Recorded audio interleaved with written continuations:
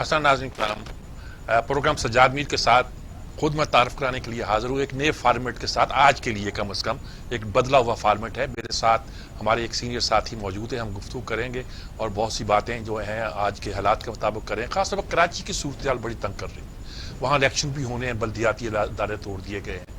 اس کے علاوہ یہ ہے کہ اس کی کوئی ٹرانسفارمیشن کا پلان بنایا جا رہا ہے کہ کراچی کو کیسے بدلا جائے۔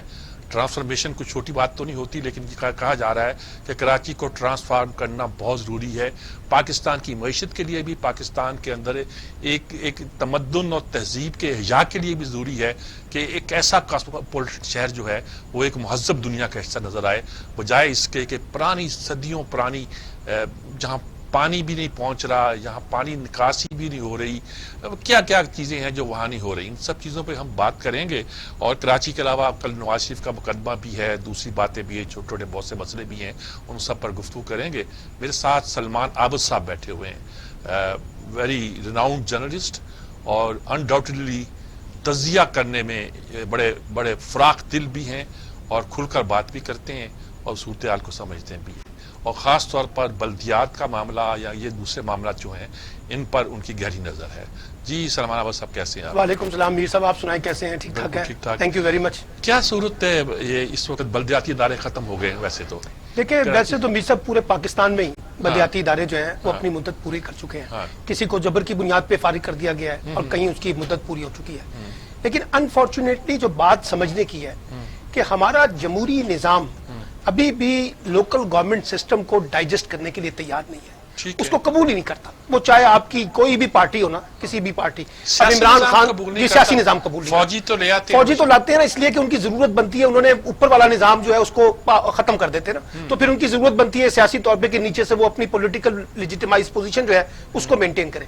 ہماری جو ڈیموکریٹک پارٹیاں ہیں وہ اس کو قبول نہیں کرتی، اس کی دو تین وجوہات ہیں۔ پہلی وجہ تو دیکھیے، عمران خان جیسا بندہ جو بار بار اپنی اپوزیشن کی پالیٹکس میں کہتا تھا کہ میں آؤں گا تو سب سے اسٹرانگ قسم کا لوکل گورنمنٹ سسٹم لے کے آؤں گا، لیکن 2 برس بیت گئے، نہ وہ کے پی کے اندر دوبارہ الیکشن کرا سکے، نہ پنجاب میں الیکشن کرا سکے، اور نہ ان کے پاس کوئی روڈ میپ نظر آ رہا ہے۔ پنجاب میں ادارے بھی توڑ دیے، لیکن اس کے بعد الیکشن بھی نہیں کروائے نا، اب 2 سال ہو گئے۔ تو ایک تو اوورآل مجموعی ہمارا رویہ ہے سیاسی جماعتوں کا کہ وہ ڈی سینٹرلائزیشن کے لیے تیار نہیں ہوتی، وہ سینٹرلائزڈ اپروچ کے تحت کام کرنا چاہتی ہیں۔ 18ویں ترمیم میں یہ طے کیا گیا کہ وفاق اختیارات دے گا صوبوں کو، اور صوبے آگے سے اختیارات دیں گے ڈسٹرکٹس کو، اور وہ پھر تحصیل کو، اور پھر وہ نیچے تک جائیں گے۔ لیکن اب وفاق نے تو اختیارات دے دیے، لیکن صوبائی حکومتیں جو ہیں انہوں نے ایک سینٹرلائزڈ ماڈل اپنا لیا ہے ہر جگہ پر، 4 صوبوں میں۔ دوسری بات یہ ہے کہ میر صاحب آپ مجھ سے زیادہ جانتے ہیں کہ جو دنیا میں میگا سٹیز ہوتے ہیں نا، ان کا آپریشنل ماڈل عام ڈسٹرکٹس کے مقابلے میں مختلف ہوتا ہے۔ ٹھیک ہے نا، بڑے بڑے شہر جو بحث یہی ہے۔ اچھا اب یہاں کیا ہے، ہم کراچی کو ڈیل کر رہے ہیں دادو کی طرح، نواب شاہ کی طرح، بدین کی طرح، اور لاہور سے بیٹھ کے لاہور کو ڈیل کر رہے ہیں جیسے راجن پور کو، ڈی جی خان کو، اور یہ باقی صوبوں کا۔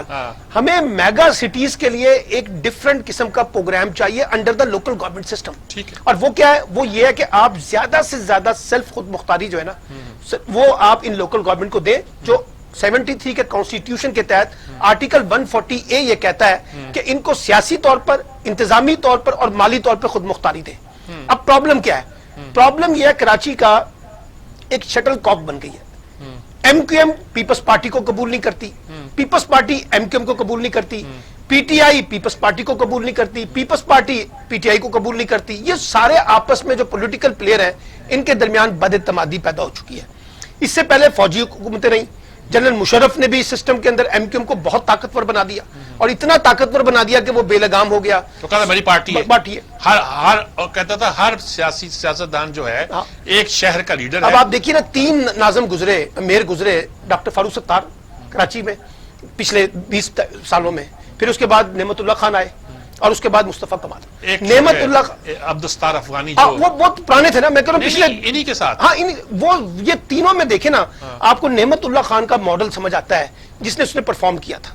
لیکن انفارچونیٹلی اس ساری لڑائی میں، پولیٹیکل لڑائی میں، کراچی کو اس کی ایک بڑی بھاری قیمت ادا کرنی پڑ رہی ہے۔ اب کیا ہو رہا ہے، صوبائی حکومت کہتی ہے کہ وفاق ذمہ دار ہے، وفاق کہتا ہے کہ 18ویں ترمیم کے تحت اختیارات آپ کے پاس ہیں، آپ ذمہ دار ہیں، سٹی گورنمنٹ کہتی ہے کہ صوبائی حکومت ذمہ دار ہے جو ہمیں اختیارات دینے کے لیے تیار نہیں ہے۔ اب اس میں ہم پھنس کے رہ گئے ہیں۔ اب آپ کو پتا 150 ارب روپے کا ایک ترقیاتی پیکج تھا جو پی ٹی آئی نے اناؤنس کیا تھا شروع میں کراچی کے لیے. اگر وہ دیتے ڈائریکٹ ایم کیو ایم کو تو پیپلز پارٹی نے ناراض ہونا تھا, 18ویں ترمیم کے برعکس ہوا. اگر پیپلز پارٹی کو دے دیں تو وہ ڈکار مار جاتے کیونکہ وہ ایم کیو ایم کے مینڈیٹ کے اندر کوئی کام کرنا نہیں چاہتے. اس وجہ سے وہ ترقیاتی پیکج بھی رکا ہوا تھا.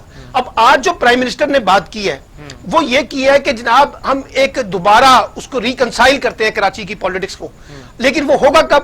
جب تک آپ کی فیڈرل گورنمنٹ, آپ کی پروونشل گورنمنٹ اور آپ کی ڈسٹرکٹ گورنمنٹ یہ تینوں نہیں بیٹھیں گے. ابھی ان میں ایک کمیٹی بنا دی جنرل افضل صاحب نے. اب آپ دیکھیے سیاسی قیادتیں خود کمیٹی بنانے کے لیے تیار نہیں ہے. کسی نے آ کے ان کو کہا کہ کمیٹی بنائے, وہ کمیٹی بن گئی. اس میں پیپلز پارٹی کے, ایم کیو ایم کے اور پی ٹی آئی کے بندے آ گئے جو کل تک ایک دوسرے کو قبول کرنے کے لیے تیار نہیں تھے. لا اینڈ آرڈر کنٹرول کرنے کے لیے ایک ایپیکس کمیٹی بنائی گئی تھی. اسی کے ماڈل پہ اب ایک جنرل افسر صاحب اچھا, آ گئے اب یہ کہا گیا کہ جی وفاقی حکومت کا جو پیکج ہے نا وہ اس کمیٹی کے اندر کام کرے گا. وہ بھی ایک سوال ہے, اس میں صوبائی حکومت کو اعتراض ہو جائے گا. ابھی ریسنٹ لڑائی ہونی ہے کراچی کے ایڈمنسٹریٹر کے اوپر کہ کس کو بنایا جائے, جو کہ ڈومین ہے بنیادی طور پہ کانسٹیٹیوشنل رائٹ ہے صوبائی حکومت کا. اب اس میں فیڈرل گورنمنٹ اگر اپنا حصہ ڈالتی ہے تو پھر پرابلم.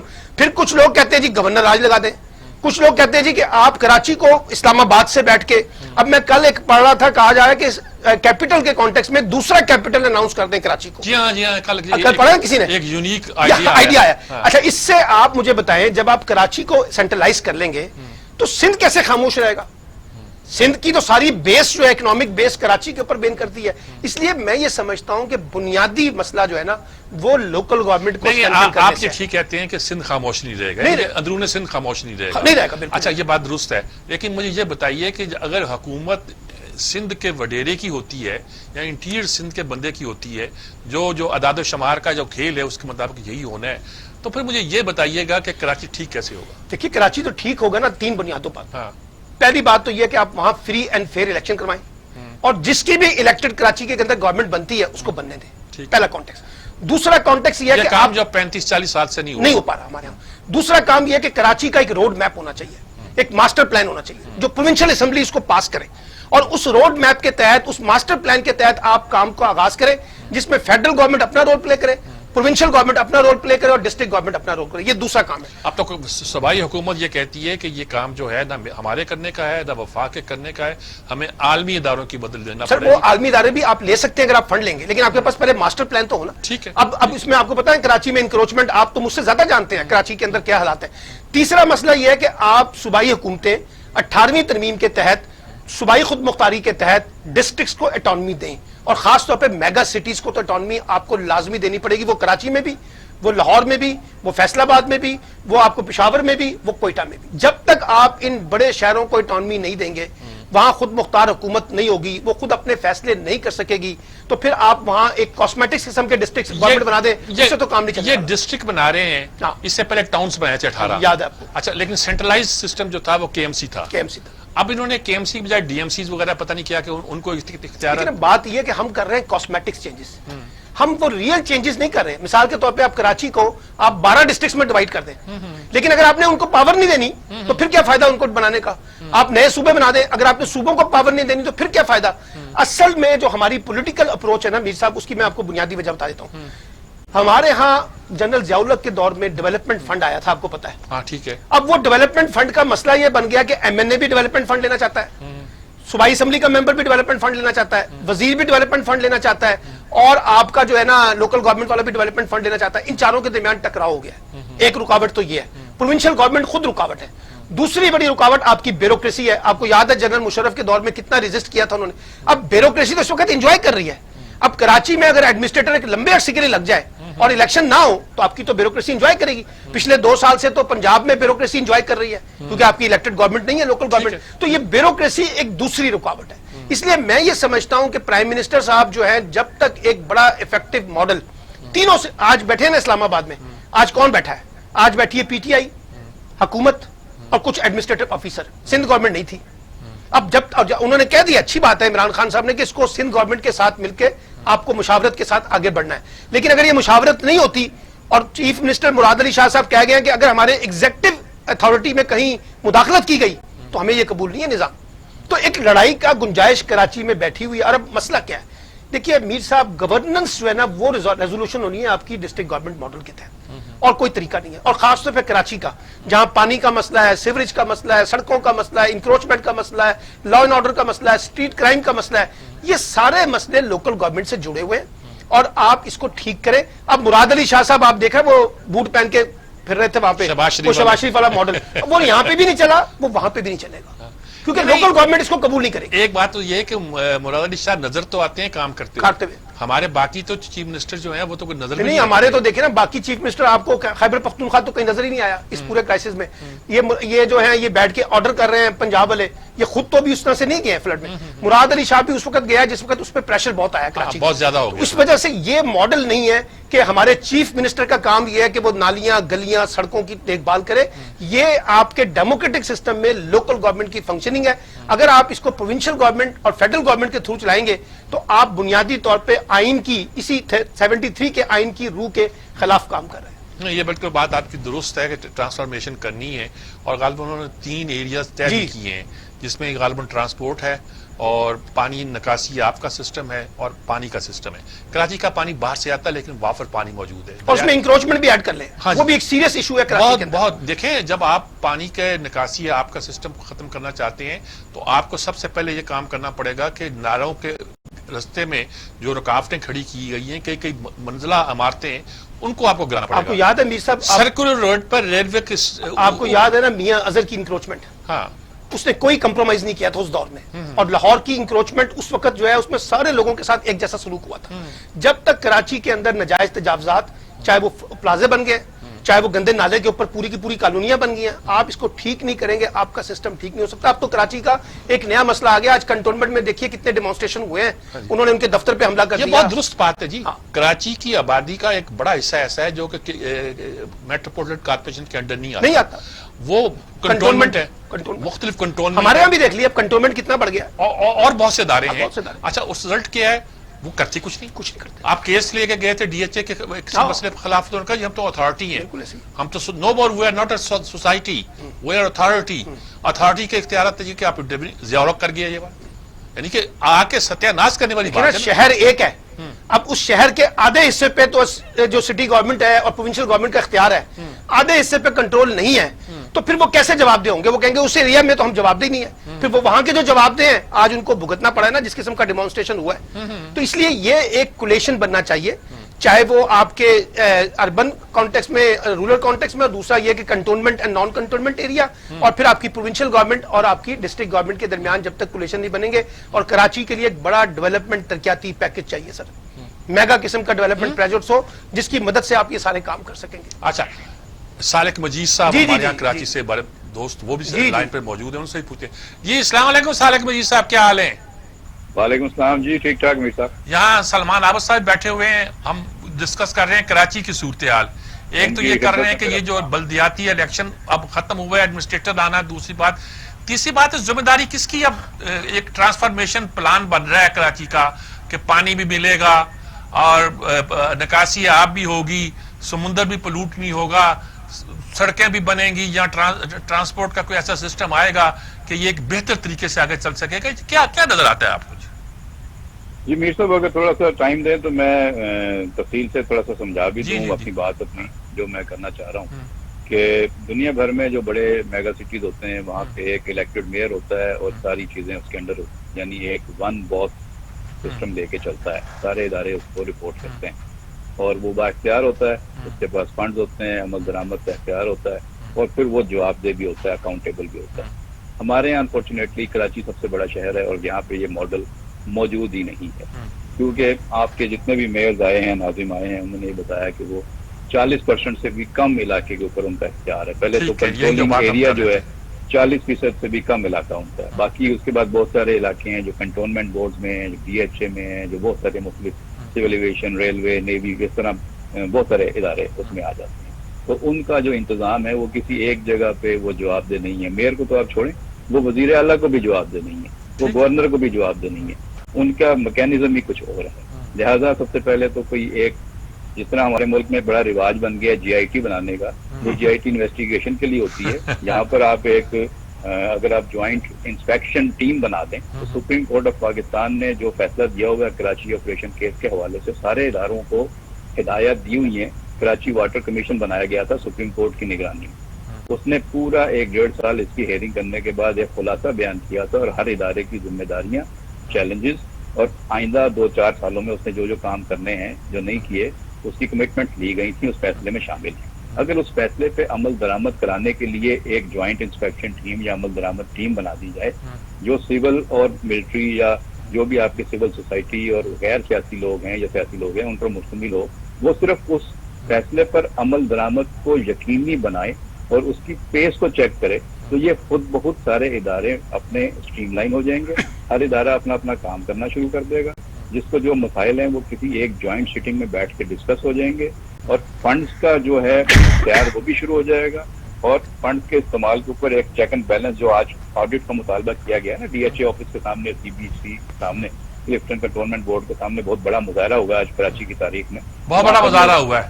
آڈٹ کا مطالبہ کیا ہے. یہ پہلی مرتبہ ہوا ہے کہ ڈی ایچ اے اور سی بی سی جو فوجی افسران کے زیر نگرانی کام کرتا ہے کراچی کا بہت بڑا جو علاقہ ہے، وہاں پہ آڈٹ کا مطالبہ کیا گیا اور حساب مانگا گیا.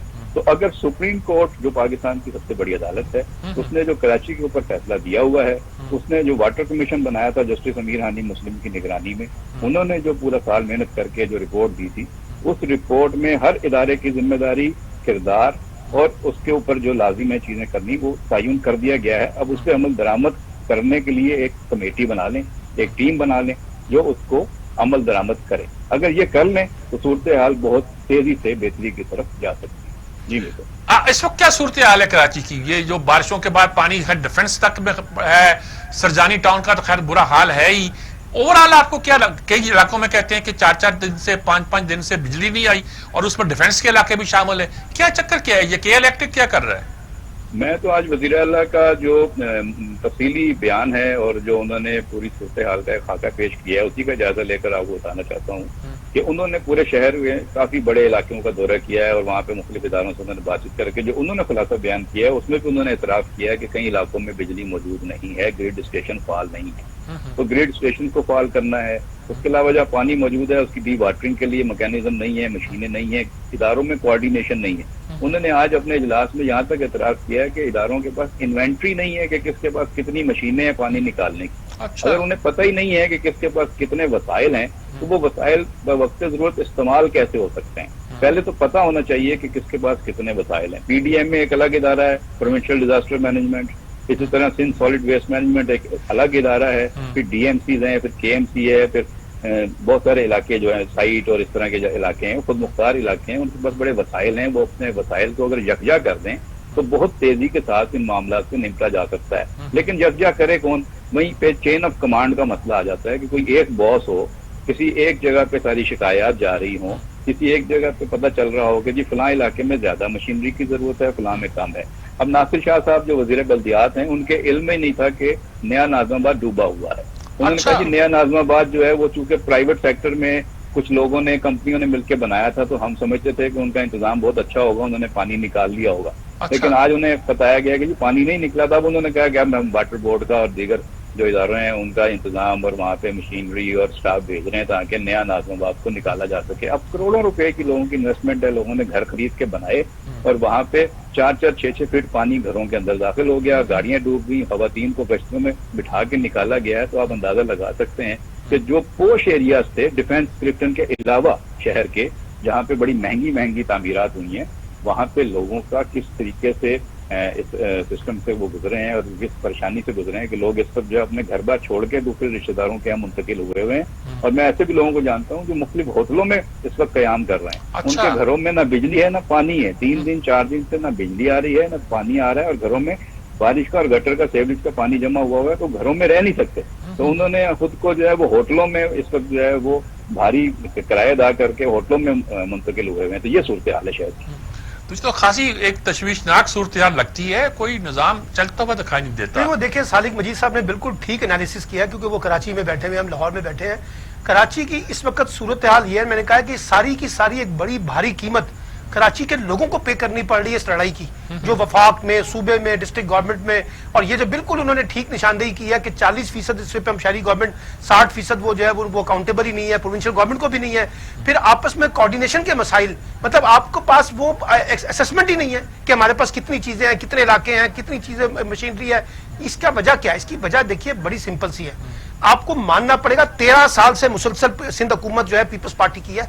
इन 13 वर्षों के अंदर ना तो पीपल्स पार्टी के पास कोई मास्टर प्लान आया, ना ये सारे कोऑर्डिनेशन के इश्यूज, ना 18वीं तरमीम के तहत उन्होंने चीजों को बाख्तियार किया। पहली प्राइम रिस्पांसिबिलिटी तो पीपल्स पार्टी की बनती है मेरे नजदीक। उसके बाद फिर आपके कंट्रोलमेंट एरिया के जो जिम्मेदारान हैं वो सारे के सारे उसमें अकाउंटेबल है कि वो आपस में कोई मैकेनिज्म डेवलप नहीं कर सके। और जिस अंदाज से कराची को चला रहे हैं, मैंने आपको बताया ना कि बदीन के साथ चला रहे हैं, जैसे बदीन चल रहा है वैसे कराची चला रहे हैं। ये वे आउट ही नहीं है कराची की गवर्नेंस का, इतने बड़े मेगा सिटीज का। जो बात ने ठीक कहा कि मॉडल बिल्कुल अलग होना चाहिए। और ये बार बार प्राइम मिनिस्टर ने 3 दिन पहले कहा है कि बड़े शहरों का मॉडल मुख्तलिफ होना चाहिए, लेकिन उसके लिए प्रोविंशियल गवर्नमेंट इनिशिएटिव लेना। फेडरल गवर्नमेंट लेगी तो फिर आप कहेंगे सूबे में मुदाखलत हो रही है। खुद सूबाई हुकूमतों की जिम्मेदारी बनती है कि वो अपने सूबे में जो मेगा सिटीज हैं उनका एक मुतबादल पैरेलल दूसरा निजाम लेके आए जो ज्यादा बेहतर तरीके से ट्रांसपेरेंट भी हो और लोगों की बुनियादी जरूरतों को पूरा करता हो। सालिक मजीद साहब, कल शहबाज शरीफ भी पहुंच रहे हैं, प्राइम मिनिस्टर अभी तक नहीं बिल्कुल आए वहां, और शिकायत की जाती है कि प्राइम मिनिस्टर क्यों नहीं आए। शहबाज शरीफ आके क्या करेंगे वहां बयान देने के अलावा? शहबाज शरीफ आके स्वाय सियासी पॉइंट स्कोरिंग और तो कुछ नहीं कर सकेंगे, दिलासा देंगे, तसल्ली देंगे अपने हमदर्दों को, अपने वोटरों को थोड़ा सा वो एहसास दिलाएंगे जी हम मौजूद हैं, और आने वाले इलेक्शन में, बल्दियाती इलेक्शन में उनकी पार्टी को शायद इसका थोड़ा फायदा हो जाएगा। लेकिन इसके अलावा वो कुछ कर नहीं सकते, इख्तियारात उनके पास कोई है नहीं। मैं बात ये करना चाह रहा था कि कराची में 21 MNA हैं, 14 MNA इस वक्त PTI के हैं, 5 MNA MQM के हैं और 2 MNA सिर्फ पीपल्स पार्टी के हैं। और जिन इलाकों में ज्यादा तबाही हुई है, जहाँ पे ज्यादा परेशानी है, जहाँ पे पानी खड़ा हुआ है, उनमें से बेशतर वो इलाके हैं जो सूबाई हुकूमत के मातहत नहीं है, वो मुख्तलिफ वफाकी इदारों और एजेंसियों के कंट्रोल में है। वहां पे अगर पीपल्स पार्टी 2008 से भी हुकूमत में है तो वो इलाके 2008 से भी उनके कंट्रोल में नहीं है। वहां पे वो इदारों का नज़्म नस्क कोई और इदारे चलाते हैं, उनको अपना एहतसाब का निजाम बेहतर करना पड़ेगा। और जो हमारे MNA हैं वो कहाँ हैं? 14 MNA PTI के हैं जो इतनी बड़ी जमात है, तो उन्होंने इस शहर के लिए इस मौके पे क्यों नहीं आवाज उठाई? उनकी भी गैर हाजिरी महसूस की गई है। 26 MPA हैं PTI के, ये कोई छोटी तादाद तो नहीं है मीर साहब। 5 MNA MKM के हैं, 13 MPA MKM के हैं, वो इस वक्त कहाँ हैं? पीपल्स पार्टी को तो यकीनी तौर पे आप दबोचने गर्दन से कि उसकी हुकूमत है, 2008 से यहाँ हुकूमत कर रही है और उसके ऊपर जो है वो जिम्मेदारी बनती है। लेकिन इस वक्त जो शहर की नुमाइंदगी है वो जिन जमातों के पास है उनका किरदार क्या है, जिनका मेयर था उनका किरदार क्या है, जिनका गवर्नर है उनका किरदार क्या है, तो उनसे भी पूछा जाएगा। वजीर आजम भी आके यहाँ बैठे, डेरा लगाएं, बिल्कुल उनको ठीक मशवरा दिया गया है, लोगों ने मुतालबा भी किया है कि आप कराची में आए, कराची ने आपको मैंडेट दिया है। कराची की जान छूटी 2016 के सूरत हाल के बाद से, उन्होंने PTI की तरफ देखा तो PTI तो उनकी तरफ देख ही नहीं रही है। PTI के 14 MNA और 26 MPA कराची को अगर कुछ नहीं दे सकते तो फिर क्या फायदा है? सदर कराची का है इस वक्त, आरिफ अलवी साहब का ताल्लुक कराची से है, उससे पहले आसिफ जरदारी साहब कराची से रहे, उससे पहले परवेज मुशर्रफ साहब कराची से रहे, ममनून हुसैन साहब कराची से रहे, मुसलसल सदारत कराची के पास रही है, तो फिर कराची का ये हाल है। ठीक है, सारे सदर कराची के थे लेकिन कुछ नहीं हुआ। बहुत शुक्रिया सालिक मजीद साहब आपका, बहुत तफसील के साथ बड़ा अच्छा एनालिसिस उन्होंने भी किया, अच्छा एनालिसिस किया। और मेरा ख्याल में मसला यही है कि कराची के अगर मसले को हम सचमुच हल करना चाहते हैं तो इसके सिवा कोई चारा नहीं है कि संजीदगी के साथ प्लान बनाया जाए और एक तीनों चारों फ्री बैठ जाए और मेगा सिटी का प्लान हो, मेगा सिटी का प्लान और federal government and district government जिनको हम कंट्रोल भी नहीं है उनको भी बैठना चाहिए। ये कंटोनमेंट्स अगर अपने इख्तियारात जो हैं वो जैसे कि स्टाइल होता है, पहले देखिए मीर साहब आपको याद है कंटोनमेंट बड़ा मुख्तसर सा इलाका होता था, ठीक है। अब जिस तरह से शहर फैले हैं ना, आपके कंटोनमेंट फैल गए हैं और नई नई कानूनियां डिफेंस में बन रही हैं, इसलिए अब इसको उस तरह से ना देखें वो 70s और 80s के मॉडल में, अब 2020 का मॉडल है तो फिर आप उसके लिए भी आपको उसके साथ जोड़ के प्लान को बनाना पड़ेगा, अदरवाइज नहीं बन सके। ठीक बात है, मेरा ख्याल में इस पे हम जरा एक वक्फा लेते हैं, वक्फे के बाद बात को जारी रखते हैं। कई मसाइल हैं, नवाज शरीफ का वो मुकदमा भी है और बहुत से मसाइल हैं, कुछ पेंशन के बारे में भी कुछ सरकारी पॉलिसियां बनने का इम्कान पैदा हुआ है। देखते हैं कि क्या खबरें हैं, क्या सूरत हाल है, क्या नक्शा है, आने वाले दिनों में लोगों पर क्या बीतने वाली है। एक वक्फा लेते हैं जी, वक्फे के बाद दोबारा हाजिर होते हैं। کرام گفتگو کر رہے تھے کراچی کے حالات پر، ان کے مسائل پر، بلدیاتی معاون پر، جو ابھی طے نہیں کر پا رہے ہم. ایک لمبا عرصہ ہو گیا ہے کہ جب بھی جمہوری حکومت آتی ہے بلدیاتی نظام کا بوریا لپیٹ دیا جاتا ہے، فوجی حکومتوں کو سوٹ کرتے ہیں. اس وقت ہم کہتے ہیں کہ صوبوں کو نظر انداز کیا جا رہا ہے. اب ایسے لگتا ہے جیسے کہ صوبوں کو تو نظر انداز نہیں کیا جا رہا، لیکن صوبے ہی خدا بن گئے ہیں اور کوئی پوچھنے والا نہیں. نیچے جا بھئی رزلٹ یہ ہے کہ کراچی کو، جیسا کہ یہ کہہ رہے تھے سلمان عابد بھی، بدین کی طرح چلا رہے ہیں ہم. ان مسئلوں کا حل کیا ہے یہ ہمیں سوچنا. لیکن اب ایک دوسری سٹوری ہے جس پر ہم گفتگو کرنا چاہتے ہیں، وہ ہے کل نواز شریف کا کیس. اچھا، اس پہ بہت سی گفتگو کی جا سکتی ہے، بہت سی باتیں کی جا سکتی ہیں. مریم نواز بھی کہہ رہی ہیں کہ وہ مریض سے چل کے کل آئیں گی. کیوں آئیں گی؟ یہ کیوں ایکٹیو ہو گئے ہیں؟ کیا نظر آ رہا ہے؟ کیا کوئی کچھ دکھا رہا ہے؟ کیا کوئی انڈرسٹینڈنگ ہے؟ کیا سچ مچ اب کوئی اے پی سی ہونے والی ہے کہ نہیں ہونے والی؟ ہونے والی تو کیا اس کے اثرات ہوں گے، کیا نہیں ہوں گے؟ ایک سیاسی کارکن کے طور پر اگر کوئی بندہ سوچے تو کیا ان سارے اقدامات کا اثر ملک پہ پڑے گا کہ نہیں پڑے گا؟ اور جو ہماری اس وقت اسٹیبلشمنٹ ہے اس کی نظر میں ساری صورتحال کیا ہوگی؟ ایک کئی چیزوں لوگوں کو تشویش پیدا ہو رہی ہے. دیکھیے، پہلی بات تو یہ ہے کہ مریم کا جس انداز سے باہر نکلی ہیں وہاں پر پیشی پہ، اس کے بعد پھر جس طرح سے زوردار قسم کی پریس کانفرنس کی ہے، اس سے یقینی طور پہ حکومتی حلقوں میں ایک بے چینی اور فرسٹریشن تو آئی ہے. کیونکہ دیکھیے، اس وقت پی ایم ایل این کے اندر وہ واحد خاتون ہے جو پارٹی کو موبلائز کر سکتی ہے شہباز شریف کے مقابلے میں. کیوں نکلی ہیں وہ اس لیے نکلی ہیں کہ ایک فرسٹریشن ان کے اندر بھی پیدا ہو رہی ہے نا. اگر وہ اپنا پولیٹیکل رول تلاش کر رہی ہیں اور وہ ایک ایکٹیو پولیٹکس کرنا چاہتی ہیں، تو انہوں نے اپنے آپ کو ایک اپرچونٹی ملی، نیب نے ان کو ایک اپرچونٹی دی وہاں پہ آنے کی. اگر وہ نہ دیتی تو شاید وہ بولتی بھی نہ. وہ کہتے بلاؤ ہی نہ. وہی تو میں کہہ رہا ہوں. اگر وہ اپرچونٹی ان کو ملی تو انہوں نے بڑے شاندار طریقے سے شاٹ کھیلتے ہوئے اس کا بھرپور فائدہ اٹھایا ہے. اس سے پی ایم ایل این کے اندر ایک تھوڑی سی حرارت دوبارہ پیدا ہوئی، لیکن اس حرارت نے شہباز شریف کو پریشان کر دیا. اس پریشان اس لیے کیا کہ شہباز شریف تو دیکھیے وہ ایک نئے رول کے ساتھ کام کر رہے ہیں. اس کا کیا رول ہے سر؟ ان کا رول یہ ہے کہ وہ اسٹیبلشمنٹ کے ساتھ ایک معاملات کو طے کر کے مستقبل کے اندر رنگ بھرنے کی کوشش کر رہے ہیں، جس میں پی ایم ایل این کو ایک نئی سپیس مل سکے. یہ بہت مستقبل بعید نہیں ہے. ایسے ہی ہے، لیکن ان کو پتا ہے کہ جو سچویشن جہاں مسلم لیگ نون کھڑی ہے، اس نے اگر باہر نکلنا ہے تو یہ اسٹیبلشمنٹ سے مفاہمت کے ساتھ ہی نکل سکتی ہے. یہ بات ان کو پتا ہے، اور یہ بات انہوں نے اپنے شعیب الحاج کے انٹرویو میں بھی کہہ دیا. آپ مجھے ایک بات بتائیں کہ اسٹیبلشمنٹ سے مفاہمت جو ہے وہ کرنے کے لیے حالات پیدا کرنے کی ضرورت نہیں ہوتی. دیکھیے، حالات پیدا کرنے کی تو کوشش کی جا رہی ہے. آپ دکھاؤ گے تو پیدا لیکن حالات پیدا کرنے کی کوشش کی جا رہی ہے نا، کہ اگر وہاں سے مریم اگریسو رول پلے کریں گی، نواز شریف صاحب کو اگریسو رول دکھاتے ہیں، ان کی ٹیلی فونک کالیں ہوئی ہیں، تو اس سے ایک سپیس تو ملا نا. اسٹیبلشمنٹ کو بھی سوچنا پڑے گا، وہ ان کے شہباز شریف کے ساتھ معاملات کے اندر، ادھر سے ان کو بھی سوچنا پڑے گا کہ ہم ان کو کتنی سپیس دیں اور کتنی سپیس نہ دیں. تو مجھے لگتا ہے کہ اس وقت جو لڑائی چل رہی ہے نا، بنیادی طور پہ وہ within P M L N بھی ہے، وہ شہباز شریف کے درمیان اور مریم کے درمیان ہے. دیکھیے، میں آپ کو بتاؤں، مریم کبھی نہیں چاہیں گی کہ وہ اپنا پولیٹیکل رول ایلیمینیٹ کر دیں، اور شہباز شریف بھی کبھی نہیں چاہیں گے کہ مریم کے پرائز کے اوپر وہ اپنا رول ایلیمینیٹ کریں. دونوں اپنی اپنی ڈومینیشن چاہتے ہیں. اور اب تو اس وقت پارٹی جو ہے وہ واضح طور پہ دو حصوں میں ڈیوائڈ ہے. اب آپ دیکھیے، مریم کی جو پریس کانفرنس تھی اس میں کون بیٹھا تھا؟ شہباز شریف نہیں تھے. شہباز شریف کو چھوڑ دے جی، اس میں رانا ثناء اللہ بیٹھے ہوئے تھے، پرویز رشید تھے اور جاوید لطیف تھے، اور وہ مریم اورنگزیب تھی. باقی کہاں تھے سارے کے سارے بڑے نام؟ وہ آج اب آپ احسن اقبال کو دیکھ لیں، جس انداز کا انہوں نے ماشاءاللہ بیان دیا ہے، انہوں نے تو ایک کلین چٹ ہی دے دی پوری طریقے سے. تو یہ ایک مسلم لیگ کی لڑائی بھی ہے، لیکن اس میں اب ہو کیا رہا ہے؟ اچھا، ایک لڑائی مسلم لیگ کی ہے، آئی ایگری، یہ ہے ہماری لوکل مسئلہ. ایک کچھ مسئلے ایسے پیدا ہو رہے ہیں جیسے سعودی عرب کے ساتھ ہمارے مراسم کا ایک نوعیت، امریکہ کے ساتھ خود سی پیک کے حوالے سے کچھ بہت سی باتیں، بہت سی خبریں جن کا میں تذکرہ نہیں کرنا چاہتا، سوشل میڈیا پہ چل رہی ہیں. اگر وہ ایسی خبریں ہوتی ہیں کہ جو سوشل میڈیا کے بجائے مین میڈیا پہ آتی تو ہم ضرور اس کو ڈسکس کرتے. یہ ساری جو صورتحال پیدا ہو رہی ہے، کوئی عالمی سطح پر تو انٹرنیشنل اسٹیبلشمنٹ کوئی کھیل تو نہیں کھیل رہی؟ دیکھیے، عالمی سطح کی اسٹیبلشمنٹ کیا کوئی کھیل تو نہیں کھیل رہی. میں کہہ رہا ہوں کھیل سے پہلے ایک نئی ری سیٹلمنٹس ہو رہی ہیں انٹرنیشنل سینیریو میں. آپ کے ریجنل بلاکس کے اندر آپ کا چائنا کا رول، آپ کا امریکہ کا رول، پھر سعودی عرب اس کے اندر. ابھی آپ دیکھیے متحدہ عرب امارات نے اسرائیل کو تسلیم کیا ہے، باقی عرب ممالک اس کی بات کر رہے ہیں. آج پہلی فلائٹ بھی پہنچ گئی ہے دبئی، سعودی عرب. تو اب یہ ساری چیزیں ایک نئے شکل میں جا رہی ہیں. ترکی کا اس میں ماڈل، ملائیشیا کا اس میں ماڈل، چائنا سی پیک. اچھا، آج تک آپ دیکھیے کشمیر کے مسئلے پہ چائنا نہیں بولتا تھا، لداخ کے ایشو کی وجہ سے اس کو بیچ میں کودنا پڑا.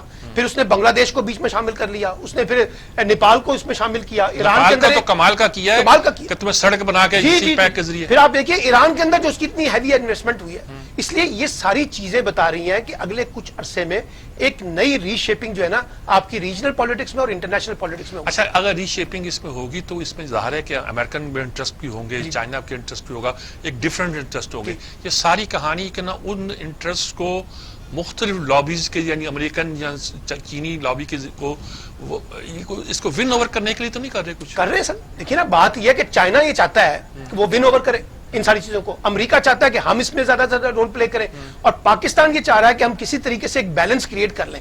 کیونکہ پاکستان کو ایک بات یاد رکھیے گا, نہ پاکستان اس پوزیشن پہ ہے کہ امریکہ کے ساتھ کٹی کر سکتا ہے, اور نہ پاکستان اس وقت سی پیک کے کانٹیکس میں چائنا کو چھوڑ سکتا ہے. ہم تو بیچ میں سے کہتے ہیں ایک راہ نکالنے کی کوشش کر رہے ہیں کہ ہمارا معاملہ ان کے ساتھ بھی چلا جائے, کیونکہ ہمیں افغانستان کے کانٹیکس میں براہ راست امریکہ کی ضرورت ہے. کیونکہ اگر افغانستان میں امن نہیں ہوتا تو اس کا براہ راست امپیکٹ پاکستان کے اندر پڑے گا, ریجنل بلاک میں پڑے گا. اس لیے امریکہ کو ضرورت ہے اور امریکہ کو بھی ہماری ضرورت ہے. اسی طریقے سے چائنا کے کانٹیکس میں. تو اس پورے رول میں اب ایک چیز نظر آ رہی ہے, انڈیا کا جھکاؤ جو ہے نا اب وہ بہت زیادہ پہلے سے زیادہ امریکہ کی طرف چلا جائے گا, اور اس پورے کانٹیکس میں ہمیں زیادہ کانشیس رہنا پڑے گا اس سارے کانٹیکس امریکہ. جی جی امریکہ کے بارے میں. اور امریکہ جو چاہے گا وہ جو ایک تھی نا کہ ہندوستان کی ہیجمنی قبول کر لی جائے ریجن میں. مظاہر نظر آتا ہے کہ امریکہ اس سے خوش ہے. اس سے آپ کو لگتا ہے کہ امریکہ اس وقت پاکستان کے پریزنٹ سیٹ اپ کہہ رہا ہوں میں, یعنی رولنگ کلاس کی کہہ رہا ہوں, ان سے کچھ وہ مطمئن ہے؟ دیکھیے میرا خیال یہ ہے کہ امریکہ کے اندر بھی جو فیصلہ کن قوتیں نا جس میں پینٹاگون اور CIA ہے,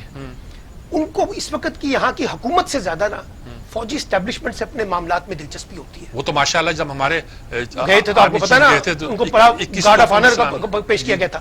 اس لیے ان کا میجر کنسرن جو ہے نا وہ ہوگا پاکستانی فوج سے اور اسٹیبلشمنٹ سے, کہ ان کے جو انٹرسٹ ہیں اس کو پروٹیکٹ کریں, اور جو آپ کی سویلین لیڈرشپ ہے اس کو اس کے ماتحت کریں. وہ براہ راست سویلین معاملے میں بہت زیادہ نہیں جائیں گے. البتہ تبدیلی آ سکتی ہے امریکن الیکشن کے بعد, جو نیا سینیریو بنے گا.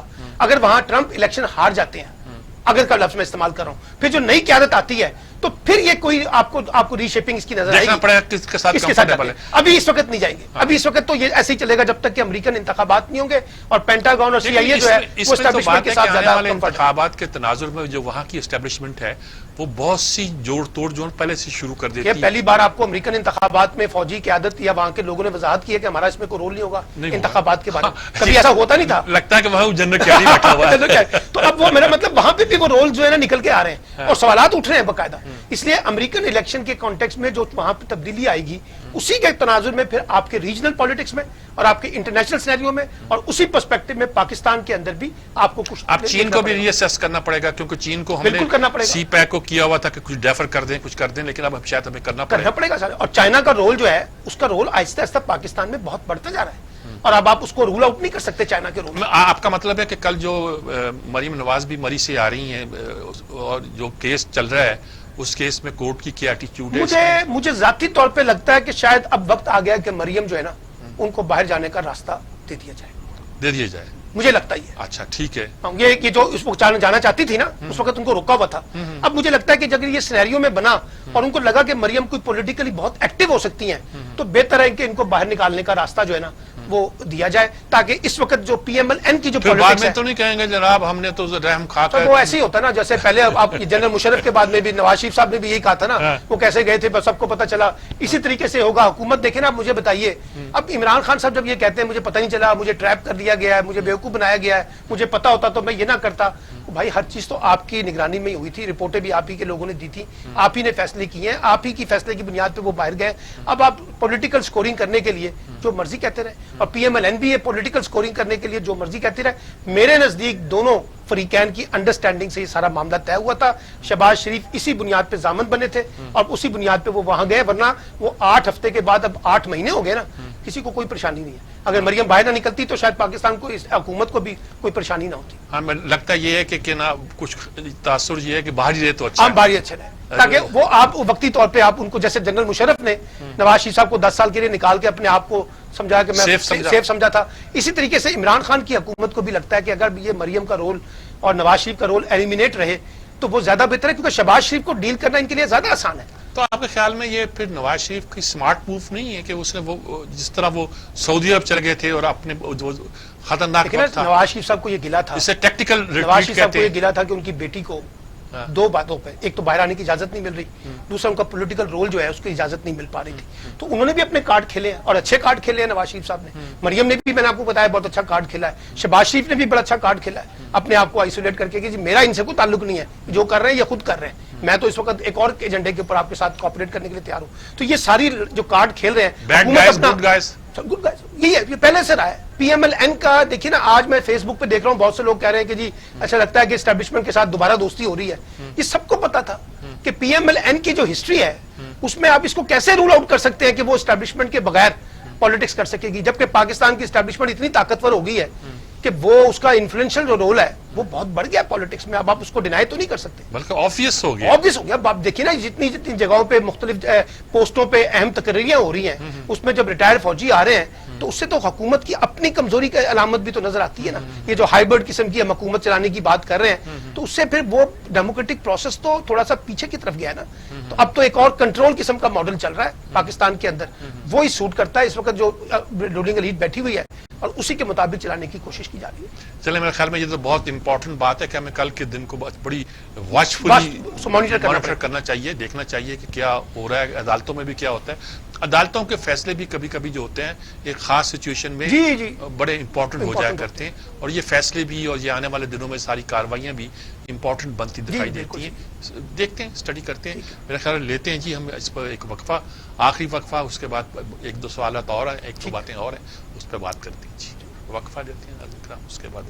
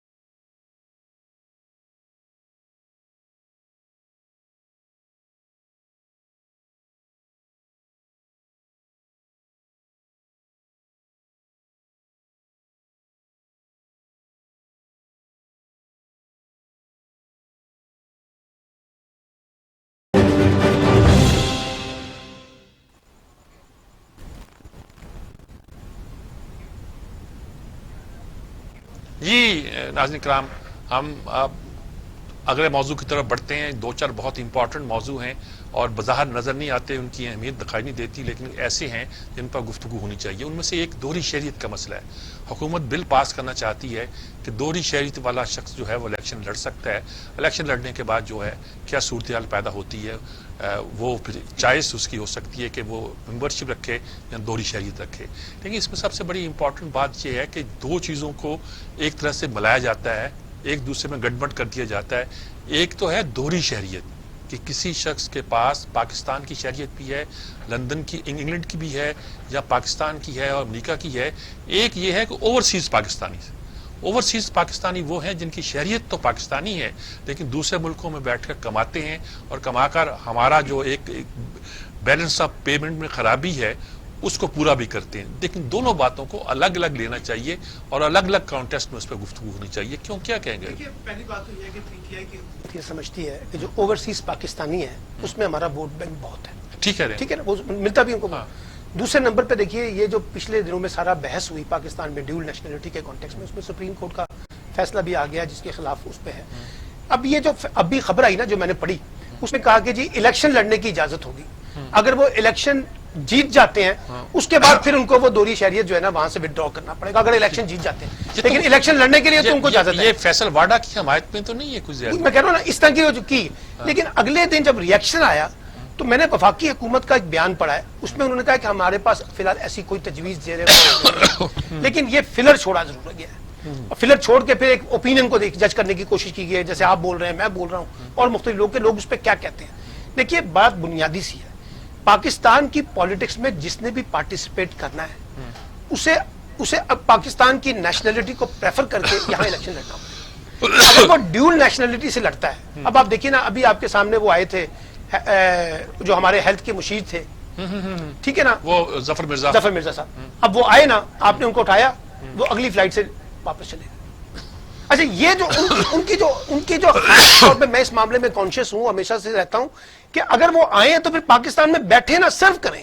یہ تو نہیں کہ ایک نوکری کی، اگلی فلائٹ پکڑی اور اگلی فلائٹ سے باہر چلے گئے. ایسے ہیں کہ واپس آنے کا سوچ بھی نہیں رہے ہیں، لائک شوکت عزیز وغیرہ، معین قریشی کا پتہ ملک کے پرائم منسٹر رہے ہیں، یہاں سرو کرنا چاہتے ہیں. تو اس لیے میرا خیال یہ ہے کہ جو پہلے سے لا موجود ہے، میں تو اس کا حامی ہوں کہ دوہری شہریت کا حامل فرد کو الیکشن لڑنے کی اجازت نہیں ہونی چاہیے. اگر وہ لڑنا چاہتے ہیں تو ان کو وہاں کی شہریت سے اپنے آپ کو وڈرا کرنا پڑے گا. یہ تاثر، یہ گنجائش نکالنا کہ پہلے وہ الیکشن لڑ لے، اگر وہ الیکشن جیت جائے تو اس سے بھی کوئی فرق نہیں پڑے گا، کیونکہ جب جیت جائے گا تب بھی اسے چھوڑنی ہے. تو بندہ پہلے وڈرا کرے اور وڈرا کر کے الیکشن پاکستان کی پالیٹکس میں پارٹیسپیٹ کرے. اس کو ایک جسے سر ایک ہاٹ کیک نہ بنائیں، اپنی مرضی سے آئیں، اپنی مرضی سے چلے جائیں. جب تک اقتدار ہوگا ہم رہیں گے، اگر الیکشن جیت جائیں گے تو ہم رہیں گے، الیکشن ہار جاتے ہیں، اقتدار نہیں رہا تو اگلی فلائٹ پکڑیں گے اور باہر نکل جائیں گے. میں تو کم از کم اس طرح کی جو اسپیس نکالنے کی جو بات کی گئی ہے، اگر یہ قانون میں بارے میں سوچا جا رہا ہے تو میں تو اس کی حمایت نہیں کرتا. لیکن یہ آپ کو فیلر لگتا ہے یا سچ مچ کچھ نہ کچھ کہیں غور ہو رہا ہوگا؟ میرا خیال ہے کچھ غور تو ہوا ہے، اس غور کو جانچنے کے لیے ایک فلر چھوڑا گیا ہے کہ دیکھیں کہ لوگوں کا رسپانس کیا آتا ہے. پچھلے دنوں آئے تھے نا کہ فلاں فلاں وزیر، فلاں فلاں وزیر تو کوئی نہیں تھا، مشیر، ہاں، یہ ان کی دوہری شہریت ہے اور کورٹ نے کہہ دیا جی پابندی تو وزیر پر ہے، وزیر پر ہے، اس کے اوپر. اچھا، فرق کیا ہوتا ہے؟ ایک کابینہ کا رکن ہوتے ہیں، وہ چاہے وزیر ہو چاہے کچھ بھی ہو. برطانیہ میں یہ ہے کہ وہ انڈر اوتھ ہوتے ہیں اور ان کا فیصلہ جو ہوتا ہے وہ گنا جاتا ہے کہ وہ ان کو سیکریسی کا بھی حلف اٹھایا ہوتا ہے. کچھ منسٹر ہوتے ہیں but they are not a part of cabinet. یہ جو ہمارے ہاں یہ کہ ہر آدمی جو کہ اس میں آ جاتا ہے، اس میں غلطی کیا ہے؟ جب آپ یہ کہتے ہیں نا کہ یہ سب پرائم منسٹر کا ثوابدیدی اختیار ہے کہ وہ کسی ایڈوائزر کو چاہے تو اس کو کیبنٹ میں کسی خاص اجلاس میں بلا سکتا ہے، یہ اختیار ہے ہمارے پاس. اسی کے تحت وہ جو باقی سارے مشیر آتے تھے، لیکن پھر وہ کیا کرتے تھے، وہ ریگولر بیسس کے اوپر بیٹھنا شروع کرتے تھے. اب اس سے خرابی پیدا ہو رہی تھی کہ وہ آپ کیبنٹ بھی کہہ رہے ہیں، جبکہ وہ اگر آپ کو مثال کے طور پہ ظفر مرزا کی خدمات چاہیے تو آپ ان کو بطور کنسلٹنٹ لے لیں اور ان کی خدمات لے لیں. ان کو ایڈوائزر لگا کے، حکومتی عہدہ دے کے، حکومتی جھنڈا دے کے، گاڑی دے کے کیبنٹ میں بٹھانے سے تو پھر وہ جو الیکٹڈ لوگ ہیں ان کی تو حوصلہ شکنی ہوگی. اور یہ ہو رہا تھا، پی ٹی آئی کے اندر سے بہت سے لوگ کہہ رہے تھے ہم الیکٹڈ ہیں، ہمارے مقابلے میں نان الیکٹڈ جو ہے وہ زیادہ ایکٹیو ہے. آج بھی یہی بات ہو رہی ہے. اچھا موضوعات میرے پاس اور بھی تھے, شیخ رشید کی کتاب بھی تھی, کچھ اور گفتگو کرنا چاہتا تھا لیکن وقت بالکل ہمارا ختم ہو گیا ہے. آج ہم نے زیادہ بات جو ہے کراچی پہ کی ہے, کراچی پہ ہی نہیں کی ہے بلکہ کراچی کے بڑے شہروں میں, بلکہ کراچی کا مسئلہ تو پاکستان سے جڑا ہوا ہے جی, پاکستان سے جڑا ہوا ہے جی. ہے. وہاں کا معیشت کا پہیہ چلتا ہے تو پاکستان کی معیشت چلتی ہے. سچی بات تو یہی ہے جی. بہرحال تھینک یو ویری مچ جی. آپ کا بھی بہت بہت شکریہ, بہت آپ ساری بات کی, لوگوں کو انلائٹن کیا, اور میرے خیال میں لوگ بہت سی بات سمجھ بھی گئے ہوں گے اور ان کو اندازہ ہو گیا ہوگا کہ پاکستان کے مسائل کو حل کرنے کے لیے ہمیں کس طرح کی سوچ بچار کی ضرورت ہے اور کہیں کسی لیول پہ وہ ہو رہی ہے کہ نہیں ہو رہی. اسی کے ساتھ اجازت چاہتا ہوں. اللہ حافظ.